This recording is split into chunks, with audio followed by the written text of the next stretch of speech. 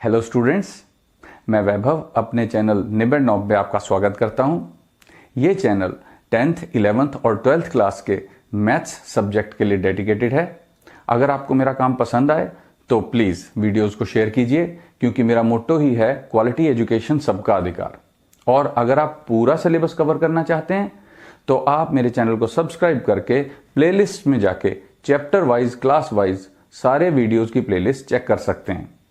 और अब तो आप निबड़ नॉब को इंस्टाग्राम पे भी फॉलो कर सकते हैं। तो चलिए आज का लेक्चर शुरू करें। स्टूडेंट्स, आज हम 10+2 का continuity and differentiability chapter number 5 and application of derivatives chapter number 6 ये दो चैप्टर करेंगे। तो इसके एमसीक्यू स्टार्ट करते हैं।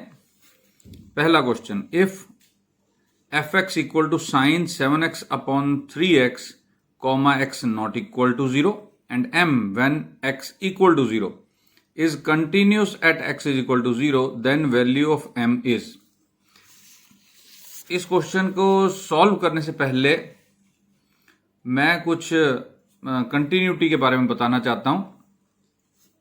तो मैं याद कराना चाहता हूं कि फंक्शन कब कंटिन्यूस कहलाता है, जब फंक्शन की left hand limit, right hand limit और फंक्शन की वैल्यू उस पॉइंट पर at x is equal to a बराबर आ जाएं, तब फंक्शन कंटिन्यूस कहलाता है।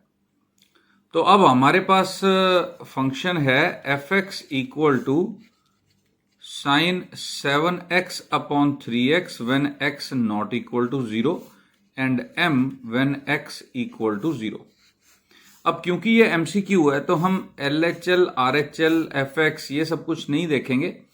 हाँ, हमें ये भी कह रखा है कि x इज इक्वल टू 0 पर ये फंक्शन कंटिन्यूस है। तो जब x इज इक्वल टू 0 पर ये फंक्शन कंटिन्यूस है तो x इज इक्वल टू 0 पर इस फंक्शन की वैल्यू, लिमिटिंग वैल्यू और ये m x इक्वल टू 0 पर दोनों बराबर होंगे। और एमसीक्यू को सॉल्व करने के लिए हमें चाहिए होते हैं शॉर्टकट्स। तो शॉर्टकट ये है स्टूडेंट्स कि जब तुम्हें दिखे sine a x upon b x या a x upon sine b x, दोनों में से कुछ भी दिखे, तो इस जगह जो भी कांस्टेंट होगा उसकी वैल्यू होगी ए अपॉन बी। तो यहां ए और बी की जगह क्या है, 7 और 3। तो यहां पर m की वैल्यू आ गई 7/3। Very easy answer. लेकिन ये तो m दिया हुआ था, मान लो m+1 दिया हुआ, फिर क्या होगा? तो m+1 इसके बराबर होगा। तो तुम क्या करोगे, इस +1 को यहां -1 रखोगे और फिर m की वैल्यू पता करोगे। बात को एक बार फिर समझ लो, कंफ्यूज मत होना बिल्कुल भी। जो भी यहां पर कांस्टेंट दिया हुआ होगा, अकेला m या m-1 या m+1, कई बार m², कई बार m²-1, यहां पे कोई भी कांस्टेंट दिया होगा, वो सारा कांस्टेंट 7/3 या यहां पे जो नंबर आएंगे वो ऊपर वाला ऊपर, नीचे वाला नीचे, उसके बराबर वो रख देना है। यहां क्वेश्चन में क्या था, क्वेश्चन में अकेला m है, क्वेश्चन में अकेला m है, तो m जो है वो 7/3 के बराबर है, तो हमारे पास ये D ऑप्शन आ गया। लेकिन अगर यहां m+1 होता तो m+1 इज इक्वल टू 7/3, ये +1 इधर ले गए तो m की वैल्यू आती 4/3। अगर m+1 होता तब। तो इस तरह से डिफरेंट क्वेश्चन ये बन जाया करते हैं। अब हम देखते हैं अगला question. If y is equal to log of x plus x² + 1 under root then dy/dx is. देखो ये क्वेश्चन थोड़ा सा तुम्हें लगेगा कि ये थोड़ा लंबा क्वेश्चन है, क्योंकि लॉग का डिफरेंशिएशन करना है तुमने और ये भी काफी बड़ा एक्सप्रेशन लग रहा है। लेकिन इसका शॉर्टकट ये है स्टूडेंट्स के, अगर तुम ये देखो कि log mod x plus x² + 1 under root, ये प्लस c, ये कौन से इंटेग्रल में आंसर बनता होता है? इंटेग्रल तो अब तक तुमने कर ही लिया होगा, इंटेग्रेशन तो तुम्हें पता ही होगी। तो वो बनता है 1/x² + 1 अंडर रूट का। तो दोनों तरफ का डेरिवेटिव करो, तो d/dx of this log thing और यहां से इंटेग्रल कैंसल आउट हो गया, तो 1/x² + 1 अंडर रूट। तो इस पूरे को डेरिवेटिव करके फाइंड आउट करने से अच्छा है कि फॉर्मूला याद कर लो, क्योंकि सेम फॉर्मूला है इंटेग्रेशन में। तो हमारा आंसर कौन सा होगा? देखो, B part is the answer. और अगर तुम वाकई इसको डिफरेंशिएट करके देखना चाहते हो तो वो भी हम कर लेते हैं। चलो, हमने y = log x + x² + 1 under root किया। अब हम dy/dx करेंगे। तो log का डेरिवेटिव होता है, जो भी log में हो पहले तो उसको 1/, कर देते हैं, वो हमने कर दिया। उसके बाद जो ब्रैकेट के अंदर है log के अंदर, उसका डेरिवेटिव, तो 1 + 2x/2 x² + 1 अंडर रूट। ये कैसे आया? देखो, x का डेरिवेटिव 1, अंडर रूट का डेरिवेटिव होता है 1/2 अंडर रूट। ये याद रखो, अंडर रूट x का डेरिवेटिव होता है 1/2 अंडर रूट x। तो अब हमने 1/2 अंडर रूट x² + 1 कर दिया, लेकिन अब x² + 1 का डेरिवेटिव आगे आएगा बाय चेन रूल। तो x² + 1 का डेरिवेटिव होगा 2x। तो यहां से 2 से 2 कैंसिल हो गया, और x + x² + 1 अंडर रूट। यहां पे अगर हम एलसीएम लेंगे, एलसीएम लिया तो अंडर रूट x² + 1 इधर 1 से मल्टीप्लाई होगा, तो under root x² + 1 + x/x² + 1 under root. तो देखो अभी सेम हो गया, कैंसल, बचा क्या? 1/अंडर रूट x² + 1। तो ये था डिफरेंशिएट करके। लेकिन एक शॉर्टकट मेथड है कि अगर तुम्हें इंटेग्रेशन का ये फॉर्मूला याद है राइट हैंड साइड, तो इस तरह से भी तुम आंसर तक पहुंच सकते हो। चलो अगला क्वेश्चन करें। तो अगला क्वेश्चन है कि if f(x) is equal to x³ - 8 upon x - 2 when x not equal to 2 and k when x equal to 2 is continuous at x is equal to 2, then value of k is।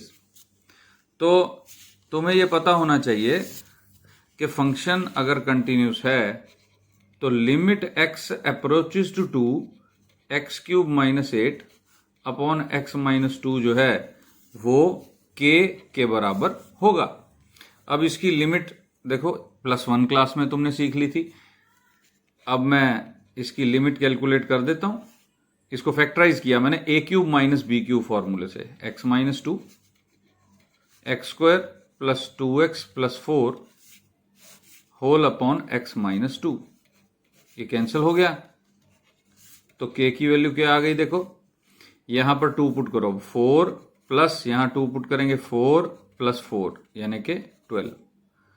अब question में और क्या क्या changes आ सकते हैं? बड़ा simple सा change आ सकता है, जैसे मैंने इस क्वेश्चन में भी बताया था, k + 1 या k + 2 या k + 3। वैसे इसका आंसर 12 है, हमने अभी भी फाइंड किया, k की वैल्यू 12 है। लेकिन k की जगह यहां पर अगर k - 2 दिया हुआ हो तो क्या होगा? तो ये जो लिमिट है वो k - 2 के बराबर रहेगी, और k - 2 जो है वो 12 बन गया, तो k की वैल्यू क्या आ गई? 14। तो इस तरह से अकॉर्डिंगली तुमने सॉल्व कर लेना है। अब आ जाओ क्वेश्चन नंबर 4 पर। d/dx of tan inverse e⁻x is equal to, तो tan इनवर्स का जो डेरिवेटिव होता है वो होता है 1/1 + x²। तो यहां x की जगह e⁻x है, तो 1/1 प्लस ये e⁻x का स्क्वायर हमें यही दिखाई दे रहा है, तो ऑब्वियसली यही आंसर होगा। ये आंसर नहीं हो सकता, और ये करेक्ट आंसर इसलिए है क्योंकि फिर e⁻x का डेरिवेटिव e⁻x वो भी आगे आना है बाय चेन रूल। तो हमारा आंसर हो गया बी। एक बार फिर समझ लो, tan इनवर्स का डेरिवेटिव 1/1 प्लस जो भी यहां पर tan इनवर्स के अंदर नंबर है इसका स्क्वायर, तो e⁻x का स्क्वायर होता है e⁻2x। अब अगर x होता तो x² हो जाता, लेकिन e⁻x था तो उसका डेरिवेटिव भी आगे आएगा, तो e⁻x का डेरिवेटिव e⁻x होता है, तो ये आंसर बन गया। अब आ जाओ क्वेश्चन नंबर 5 पर। If y = sin x then at x = π/2 y2 = देखो y की सबस्क्रिप्ट में 2 लिखा हुआ है y2, तो इसका क्या मतलब है? हम ये पेज पलट लेते हैं, चलो उसके बाद करते हैं शुरू। तो हमें कह रखा है y = sin x, तो डेरिवेटिव करेंगे तो तुम्हें मैं बताऊं स्टूडेंट्स कि dy बाय dx जो होता है वो y1 के बराबर होता है। y1 और dy by dx one and the same thing, और डबल डेरिवेटिव करेंगे तो ये y2 के बराबर होता है। तो y2 का मतलब हुआ डबल डेरिवेटिव। तो हमने डेरिवेटिव किया y1, तो इसका डेरिवेटिव कितना हुआ cos x। उसके बाद फिर डेरिवेटिव किया y2, तो ये आ गया माइनस साइन x। अब हमें क्या रखा है कि x is equal to pi by 2 पर y2 की क्या वैल्यू होगी। तो माइनस साइन x की जगह पाई बाय 2 पुट कर दिया। Sine pi by 2 means sign 90, तो साइन 90 होता है 1, तो ये हो गया -1। तो कौन सा आंसर आ गया, देखो A part is the answer.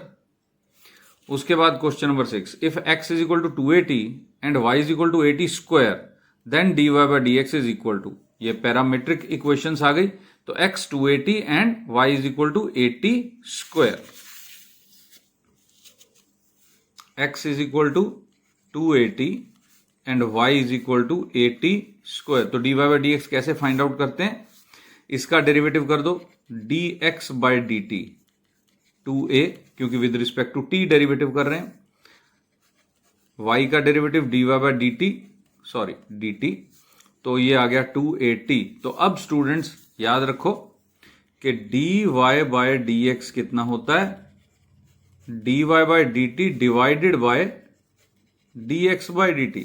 तो dy बाय dt क्या है 280 और dx बाय dt है 2a, तो 2a cancel, answer is t। तो देखो t आंसर कौन सा है, d is the answer t। अब सिमिलर क्वेश्चन है, जैसे कि अभी tan इनवर्स था वैसा ही क्वेश्चन है कि if y is equal to cos inverse e power x then dy by dx is equal to, cos inverse का डेरिवेटिव जो होता है ना वो 1 upon under root 1 minus x square होता है, cos इनवर्स x का डेरिवेटिव। तो इन दोनों में से कौन सा होगा, ये दो ऑप्शंस हैं। cos इनवर्स का जो डेरिवेटिव होता है वो माइनस में होता है, ये याद रखो स्टूडेंट्स।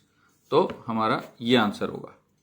और एक और खास बात बताता हूं, शायद तुमको पहले पता भी हो, हर मैथ का टीचर ये बात बताता है, तो मैं भी तुम्हें बता देता हूं। तुमने ये बात अपने टीचर से तो सुन ही ली होगी, अगर नहीं सुनी तो तुम्हारे लिए फायदेमंद हो सकती है कि हमारे पास टी रेशोज कितने हैं, sine x, cos x, tan x, cot x, secant x और कोसीकेंट एक्स।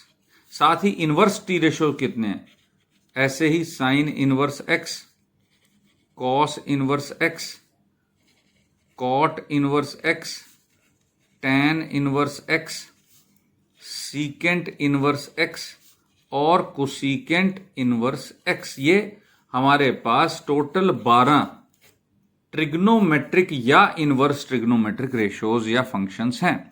अब इनमें से जो C से स्टार्ट होते हैं, चाहे इनवर्स हो चाहे ट्रिग्नोमेट्रिक हो, ये 6, इनका जो डेरिवेटिव है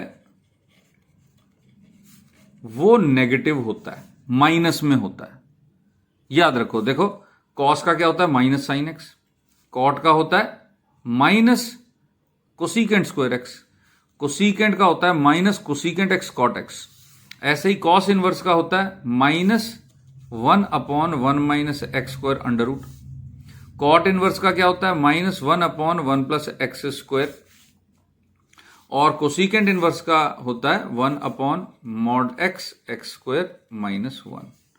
तो ये बड़ी एक बेसिक बात है जो कि तुम्हें पता होनी चाहिए कि ट्रिग्नोमेट्रिक फंक्शन हो चाहे इनवर्स ट्रिग्नोमेट्रिक फंक्शन हो, अगर C से स्टार्ट हो रहा है तो उसका डेरिवेटिव माइनस में होगा। तो यहां पर देखो कॉस इनवर्स EX है, कॉस इनवर्स है ना तो माइनस वाला डेरिवेटिव होगा ऑब्वियसली, और तो कोई माइनस वाला है नहीं। अब sine inverse e power x, तो ये आंसर है। क्यों, क्योंकि साइन इनवर्स और कॉस इनवर्स x के डेरिवेटिव में सिर्फ प्लस और माइनस का ही फर्क होता है, बाकी सेम होता है। अब आ जाओ आगे, फिर हमारे पास पैरामीट्रिक इक्वेशन है, इस बार थीटा में है। y is equal to 8 sine theta, x is equal to 4 cos theta, then at theta is equal to pi by 6 value of dy by dx is. चलो इसको कर देते हैं सॉल्व। तो y है 8 साइन थीटा, और x है 4 cos theta. तो dy बाय डी थीटा कितना होगा, डेरिवेटिव किया हमने 8 cos थीटा, और dx by d theta derivative इसका -4 sin थीटा। फिर dy बाय डी एक्स हमसे पूछा हुआ है, तो वो होगा dy by d theta divided by dx by d theta, means dy by d theta is 8 cos theta upon -4 sin theta. तो ये कैंसिल हो गया, और ये माइनस ऊपर लिखेंगे, -2 cos upon sine is cot theta. तो ये cot थीटा आ गया। अब हमें पूछा हुआ है कि when theta is π/6, theta is π/6, तो dy बाय डी एक्स की वैल्यू क्या होगी, मतलब -2 cot π/6। तो cot π/6 का मतलब क्या है, cot 30 डिग्री, यानी कि 1/tan 30 डिग्री। तो tan 30 क्या होता है, 1/√3। तो ये ऊपर चला जाएगा, तो ये बन जाएगा -2√3। तो देखें जरा -2√3 कौन सा ऑप्शन है क्वेश्चन नंबर 9 में। D is the correct option. अब question number 10, if y is equal to x square then y15 is equal to, y1 मतलब सिंगल डेरिवेटिव, तो इसका डेरिवेटिव किया 2x, 2x में x की जगह 5 पुट करो, तो 2 × 5 10 इज द आंसर। उसके बाद question number 11, if y is equal to log of sine x then at x is equal to π/4 dy by dx is. अब log साइन x का derivative क्या होगा, 1/sin, और फिर साइन का डेरिवेटिव आगे cos। देखो अगर ये बात थोड़ा सा कंफ्यूज कर रही है तो हम लिख के कर लेते हैं, y है log ऑफ साइन x, तो डेरिवेटिव किया तो y1 क्या हो जाएगा, 1/sin x। पहले तो हमने क्या किया, log का डेरिवेटिव कर दिया 1/sin, फिर इस साइन का डेरिवेटिव करेंगे cos x, तो ये बन गया cot x, cos upon sine is cot x। तो cot π/4 कितना होगा, cot 45, tan 45 भी 1 होता है, तो cot 45 क्या होगा, 1 होगा। तो C इज द आंसर। अब आ जाओ क्वेश्चन नंबर 12 पे, if y is equal to e power log x then dy by dx is. देखो दोबारा से e और log का कॉम्बिनेशन आ गया, e के पावर में log हो चाहे log के अंदर e लिखा हुआ हो, दोनों आपस में कैंसिल करते हैं, क्योंकि exponential function is actually anti log function. तो एंटी लॉग और लॉग कैंसिल आउट करेंगे, x रह जाएगा, तो y is equal to x है। ये e लॉग में झंझट में फंसने की जरूरत नहीं है, ये x है सिर्फ, तो y is equal to x का मतलब डेरिवेटिव कितना हो गया, 1। अब आ जाओ क्वेश्चन नंबर 13 पर, if y is equal to log of secant x then dy by dx at x is equal to π/4 is. तो log ऑफ सीकेंट x का डेरिवेटिव क्या होगा, देखो शॉर्टकट में समझाऊंगा, 1/सीकेंट x करेंगे पहले हम, log है ना, log का 1/, फिर सीकेंट x का derivative secant x tan x, तो ये हो गया कैंसल, tan x रह गया, तो डेरिवेटिव हो गया tan x। तो tan π/4 is again 1, tan 45 degree, तो आंसर आ गया 1। तो ये तो बहुत सारे क्वेश्चन बन सकते हैं इसमें डेरिवेटिव्स में, उसमें से मैंने हर टाइप की मैंने कोशिश की है कि पैरामीट्रिक भी हो, लिमिट्स के भी हों और कंटिन्यूटी के भी हों। तो ऐसे ही तुमने अगर फॉर्मूले सारे याद कर लिए और बेसिक डिफरेंशिएशन करने जानते हो, तो जो भी टर्म 1 में क्वेश्चन आएगा तुम देखोगे कि इसी टाइप का आएगा और तुम सॉल्व भी कर लोगे। तो अब हम शुरू करते हैं आगे जो मैंने क्वेश्चन बनाए हैं, एप्लीकेशन ऑफ डेरिवेटिव्स। तो उसका पहला क्वेश्चन क्या है, rate of change of perimeter of a square with respect to its side is. Rate of change of perimeter of a square, तो पेरीमीटर ऑफ अ स्क्वायर उसका क्या फॉर्मूला होता है भाई, एक स्क्वायर है उसकी साइड है मान लो x, तो पेरीमीटर कितना हो जाएगा 4x। तो रेट ऑफ चेंज कैसे देखते हैं हम, डेरिवेटिव करके। इसका डेरिवेटिव किसके विद रिस्पेक्ट टू करना है, with respect to its side. तो साइड तो हमारी x है, तो अगर इसका डेरिवेटिव करोगे विद रिस्पेक्ट टू x तो 4 आ जाएगा, तो आंसर इज 4। स्क्वायर का पेरीमीटर, एक बार फिर समझ लो, स्क्वायर का पेरीमीटर होता है 4x अगर x उसकी साइड है, और हमें कहा rate of change of perimeter यानी derivative of perimeter, derivative of perimeter with respect to side, और विद रिस्पेक्ट टू साइड का मतलब विद रिस्पेक्ट टू x, क्योंकि हमने यहां पर साइड x मान ली, तो इसका derivative with respect to x क्या होगा 4, तो आंसर इज 4, हमारे पास आंसर आ गया। तो अब हम अगले क्वेश्चन पे चलते हैं, ये पेज तो हो गया हमारा खत्म। अब आ गए हम क्वेश्चन नंबर 15 पर आज के। Radius of a circle is increasing at the rate 2 metre per second, rate of change of its circumference is. देखो, radius of circle is increasing at the rate, यानी एक रेडियस है, उसका जो रेडियस है वो कैसे बढ़ रहा है 2 मीटर पर सेकेंड। तो अगर रेडियस को हमने r लिखा तो बढ़ने की दर मतलब उसका derivative with respect to time ये 2 मीटर पर सेकेंड है। फिर rate of change of its circumferences, तो सर्कमफ्रेंस का फॉर्मूला क्या होता है, सर्कमफ्रेंस होती है 2 पाई r। अब इसका डिफरेंशिएशन करते हैं हम, dc बाय dt करेंगे, क्यों, क्योंकि यहां पर विद रिस्पेक्ट टू टाइम हमें मीटर पर सेकेंड कह रखा है, तो यानी कि with respect to time rate of change हमने देखना है। तो ये कितना आ गया 2 पाई dr बाय dt। अब dr बाय dt कितना है 2, तो यहां पर 2 पुट करेंगे तो 2 इंटू 2 4 पाई मीटर पर सेकेंड आ जाएगा आंसर हमारा। देखें जरा कौन सा करेक्ट ऑप्शन है, ये पहला ही ऑप्शन करेक्ट है, देखो 4 पाई मीटर पर सेकेंड। उसके बाद अगला question, radius of a sphere is increasing at the rate of 5 metre per second, यानी dr by dt 5 metre per second. Rate of change of its surface area when radius is 4 metre is. Rate of change of its surface area, एक sphere की बात है, sphere का radius हमें जो है उसके बदलाव की दर यानी उसके बढ़ने की दर बता दी गई है, वो है 5 मीटर पर सेकेंड। और इसके सरफेस एरिया का फुल फॉर्म कह रहा हूं, फॉर्मूला क्या होता है 4 पाई r स्क्वायर, स्फीयर का सरफेस एरिया का फॉर्मूला। तो इसके बदलाव की दर पता करनी है हमने, D by D T derivative करना है। तो ये कितना आ गया 2 पावर में इधर आएगा 8 पाई r इंटू r का डेरिवेटिव भी आएगा dr बाई डी टी। अब dr बाई डी टी तो हमें 5 दे रखा है, और r कितना दे रखा है कि व्हेन रेडियस इज, देखो क्वेश्चन को देखो, व्हेन रेडियस इज 4 मीटर, तो 4 मीटर रेडियस पुट करना है हमने इसके अंदर, यहां 4 और यहां 5 और यहां 8, तो 4 into 5 20 into 8 160 pi metre square per second, क्योंकि एरिया के बदलाव की दर है इसलिए मीटर स्क्वायर पर सेकेंड होगा, क्योंकि एरिया मीटर स्क्वायर में है। तो देखें कौन सा आंसर है हमारा, 160 वाला आंसर है हमारा। ओह स्टूडेंट्स, मेरे से एक बहुत ही बड़ी मिस्टेक हो गई है, यहां सब में पाई लगाना था और मैं पाई लगाना भूल गया हूं।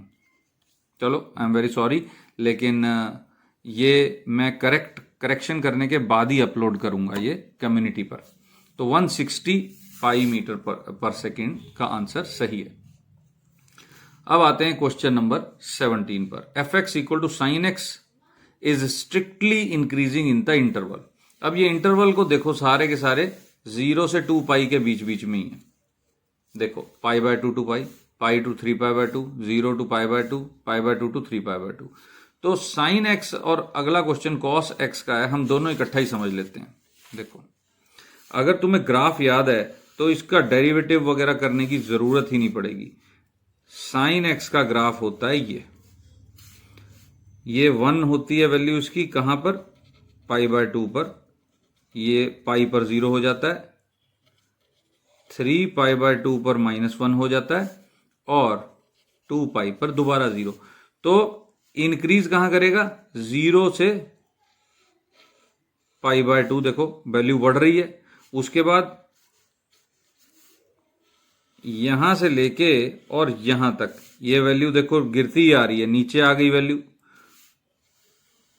और उसके बाद फिर बढ़ना शुरू हो गई। ऊपर जाने की तरफ चली गई। तो साइन एक्स जो होता है, y is equal to sine x, वो इंक्रीजिंग कहां होता है, 0 to π/2 और साथ में 3π/2 से 2π तक। और डिक्रीजिंग अगर पूछा जाए तो होता है π/2 to 3π/2। π/2 से लेके 3π/2 तक वैल्यू नीचे ही आ रही है। 3π/2 के बाद ऊपर चढ़ती है तो इंक्रीज कर जाता है, और 0 से π/2 तक भी इंक्रीज ही कर रहा होता है। तो स्टूडेंट्स ये दो क्वेश्चन बनते हैं, एक इंक्रीजिंग का, एक डिक्रीजिंग का। लेकिन यहां पर क्वेश्चन सिर्फ इंक्रीजिंग का है, तो देख लो ये दो इंटरवल्स हैं जिसमें इंक्रीज कर रहा है। तो देखो यहां पे इंटरवल दिखाई देता है तुमको ऐसा, π/2 to π तो डिक्रीज करता है, π to 3π/2 ये भी डिक्रीज ही कर रहा था। तो 0 से π/2 तक इंक्रीज कर रहा था, और π/2 से 3π/2 तक फिर डिक्रीज कर रहा था।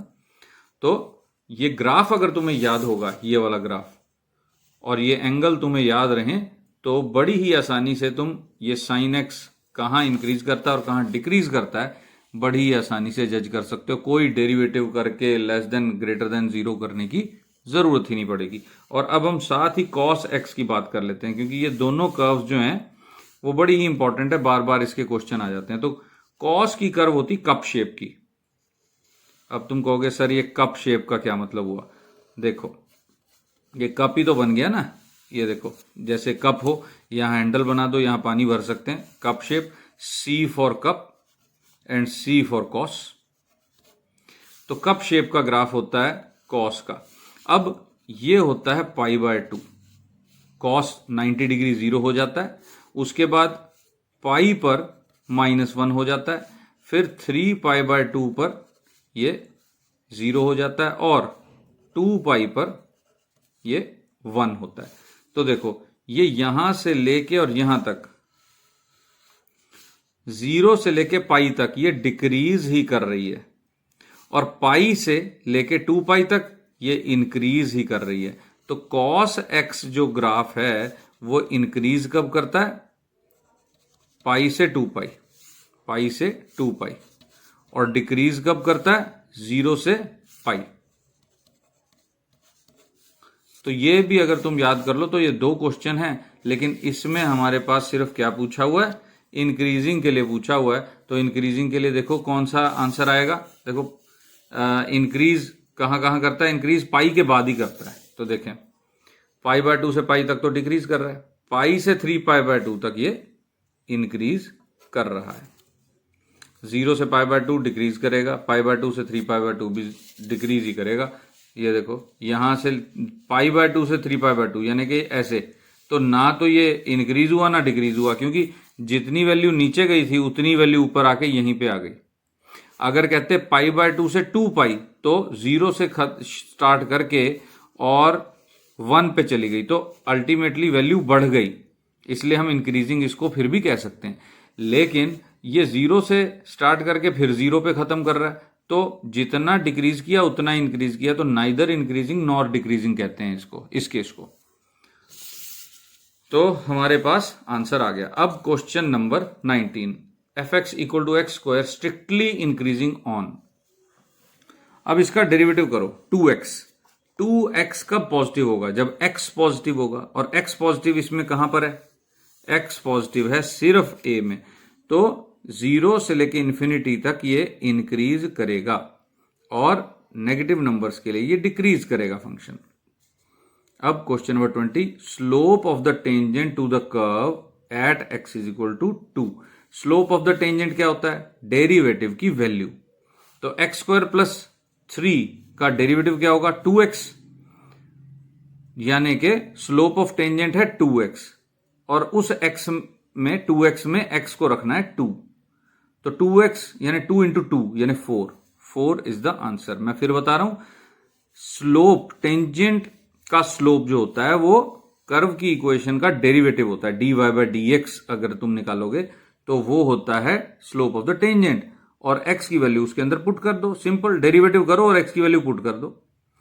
Slope of normal to the curve, अब नॉर्मल का स्लोप क्या होता है? डेरिवेटिव करो, -1 अपॉन कर दो। देखो ये मैं लिख के ही बता देता हूं तुमको। स्लोप ऑफ टेंजेंट ये होता है dy/dx और स्लोप ऑफ नॉर्मल वो होता है -1/dy/dx, क्योंकि टेंजेंट जो होता है किसी भी कर्व पर टेंजेंट बनेगा ऐसे, एक पॉइंट पे टच करके जाने वाली लाइन, ये होगा टेंजेंट। और इसी पॉइंट पर इसी के परपेंडिकुलर अगर हम एक लाइन बना दें जो इस कर्व को कट कर रही हो, 90 डिग्री पर टेंजेंट के हो, तो वो होगा नॉर्मल। तो दो परपेंडिकुलर लाइंस हैं ये, टेंजेंट और नॉर्मल। इस वजह से इनके स्लोप्स का आपस में मल्टीप्लाई क्या होगा, slope of tangent into slope of normal -1 के बराबर होगा। देखो इसका स्लोप m1 है, इसका स्लोप m2 है, तो m1 इंटू m2 हमेशा -1 रहेगा। तभी तो देखो इन दोनों का मल्टीप्लाई करो, -1 आएगा, dy/dx से कैंसिल हो जाएगा, dy/dx और -1 रह जाएगा। तो ये फॉर्मूला होता है स्टूडेंट्स। तो ये मैं पेज पलटता हूं और उसके बाद आगे इस क्वेश्चन को सॉल्व कर लेते हैं। हमारे पास कर्व क्या थी, slope of normal find out करना था। y = कर्व थी x³ - 10 और x की वैल्यू थी 1। तो हमने पहले dy/dx फाइंड आउट किया 3x², और फिर इसमें हमने x = 1 पुट किया, तो dy/dx की वैल्यू आ गई 3, और फिर इसी को -1 अपॉन लिख दो, तो स्लोप ऑफ नॉर्मल। ये तो स्लोप ऑफ टेंजेंट है क्योंकि dy/dx है, उसी को -1 अपॉन कर दो तो स्लोप ऑफ नॉर्मल बन गया। तो देखो -1/3 ये आंसर है हमारा। अब question number 22, if f is differentiable at critical points, then the value of derivative of f at critical point is। ये बड़ा कॉन्सेप्चुअल क्वेश्चन है और मुझे खुद को बड़ा अच्छा लगा ये क्वेश्चन, क्योंकि कंसेप्ट बिल्ड होता है इसमें। क्रिटिकल पॉइंट कौन से होते हैं, देखो जिस पॉइंट पर कर्व के मैक्सिमम वैल्यू हो फंक्शन की, या मिनिमम वैल्यू हो, या वो पॉइंट ऑफ इन्फ्लेक्शन हो, इन सब पे जो डेरिवेटिव की वैल्यू है dy/dx कहें चाहे f' की वैल्यू कहें, 0 होती है। और प्रॉब्लम ये होती है पॉइंट ऑफ इन्फ्लेक्शन के लिए कि वहां पर लेकिन डिफरेंशिएबल नहीं रहती कर्व।